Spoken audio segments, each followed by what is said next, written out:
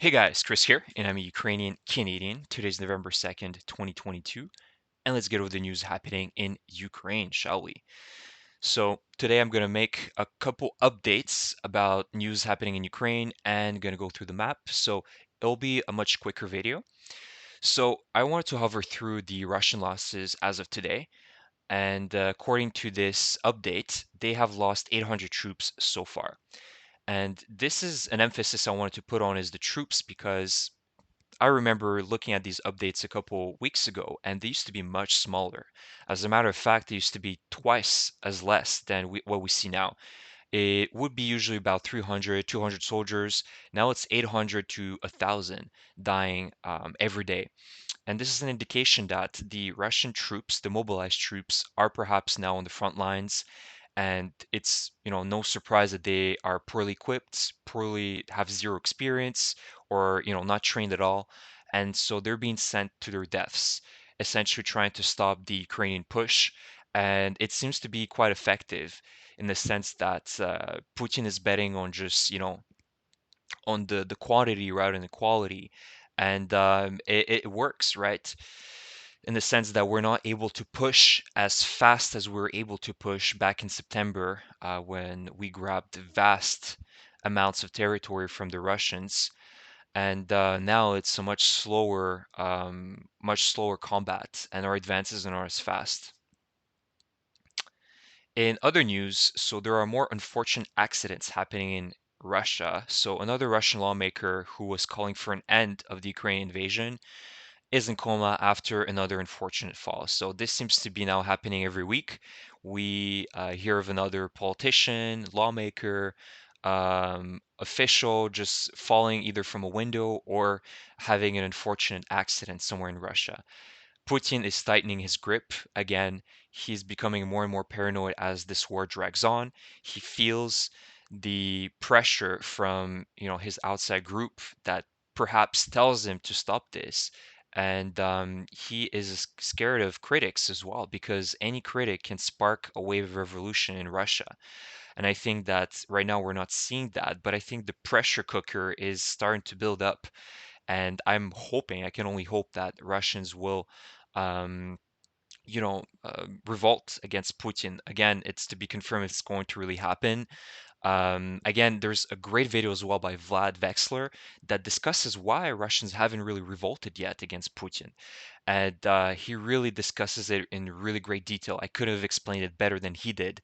Vlad Vexler watches a video about the apathy of the Russian people, but it's this fabrication of the Russian supermajority that Putin developed, or the Putin supermajority that he fabricated, that makes the Russian people feel like wherever they go, there's a majority of these Putin supporters everywhere, which is not the case. They perhaps about 40, 45% is them, but there's still a vast majority of Russians that don't support his actions or at least are neutral to it and don't really know what they're standing.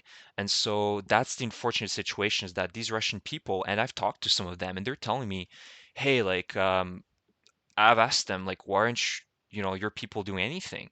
And actually, this is a Russian person working in the Russian embassy, and he was planning to go back to Russia after his mandate was over within the Russian embassy. He was just a janitor, and he was telling me, well, I just care about peace. I just care about my home and my family, and what can we do?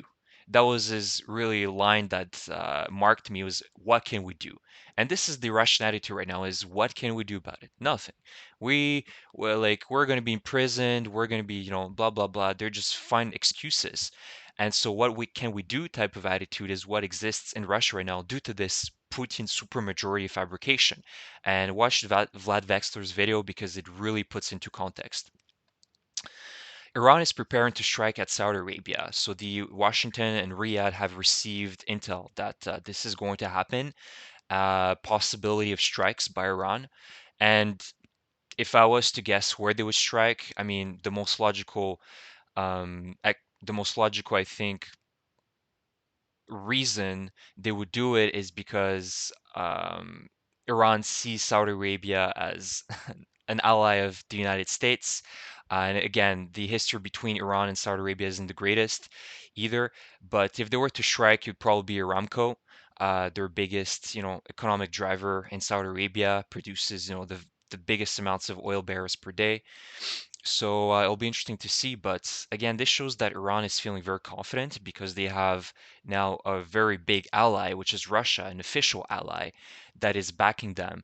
And so I think that Iran is feeling very, very confident that they can pull stuff like that now without really, being worried that they're not going to have reliable partners, right? Russia is still a reliable partner. They produce a lot of raw resources that Iran requires, and so I think they're feeling more confident now that they can push for, strikes and terrorist attacks all over the globe. So there's some PC shortage in Russia, so not surprising. And so Russians are now, there's a wave of upgrades that is parked in Russia. So Russians now need to upgrade their PCs because they can no longer buy new computers. And so this goes for everything else that requires upgrades and maintenance. And the scariest part, I think, is the airplanes because Boeing and Airbus are no longer providing parts and maintenance booklets for their planes in Russia. So I think that's going to be the scariest is flying Russian airplanes because at the end of this conflict, I think they're going to be completely destitute. We won't even have the maintenance track records on these planes. And the Russians are going to see difficult times ahead, whether it be with flying or by using computers. So Poland is planning to build a 2.5-meter barbed wire fence on its border with Russia, which is Kaliningrad. And if we look at the map here, let's take a look in Poland. So this is the map here. In Kaliningrad, this is where the border is between Poland and Russia. And it's quite a long border. It's about, I would say, about 300 kilometers. But it's a great move by Poland. I mean, Kaliningrad is a fortress itself, a Russian fortress. They've set up a lot of soldiers here.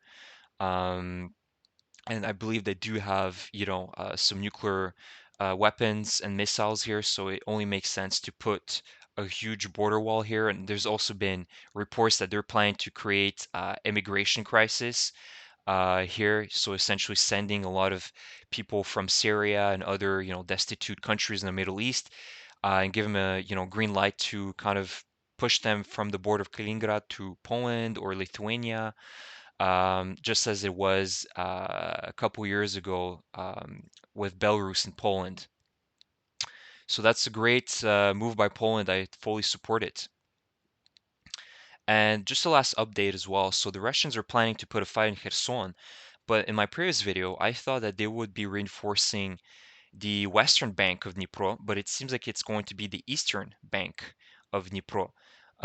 Because according to reports, they've been evacuating civilians in cities such as Velika Lepeticha, which is on the eastern side of Dnipro, if we look at the map this way, which is surprising because I thought that it would be more towards, Kherson City and the western side.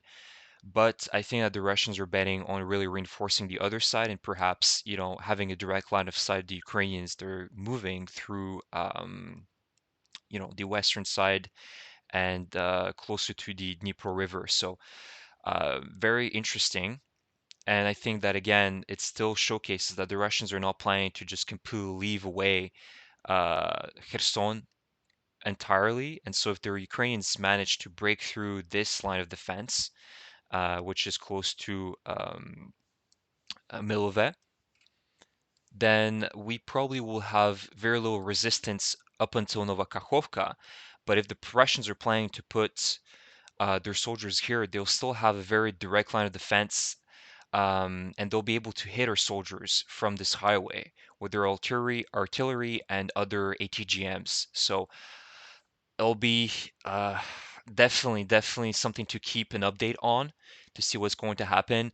But as I've said, with the vast amounts of mobilized soldiers that they've started to push now all over this border and this defense line here, I think that it's going to be difficult for us to really make a breakthrough in the nearby future at this point. I was very, very enthusiastic, mainly because I saw how much progress we were making in the first month of September, in the first, couple weeks of September. But now things have slowed down because obviously the mobilized soldiers are on the front line.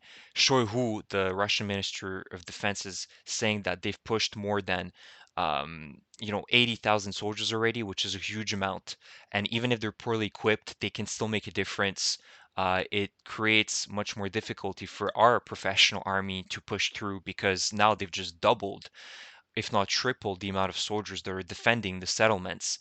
And so this is going to be a long, grinding war for this winter.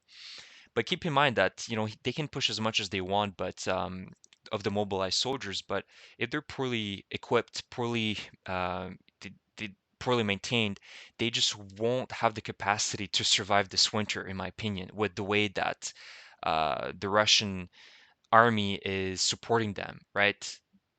So it'll be interesting to see, but I'll keep you guys updated, obviously. And let me know if you guys like this new format. I tried to update it a little bit. That's it for me now. You can leave me a comment about it. Subscribe, please, if you haven't. And thank you again for your support. Take care, guys.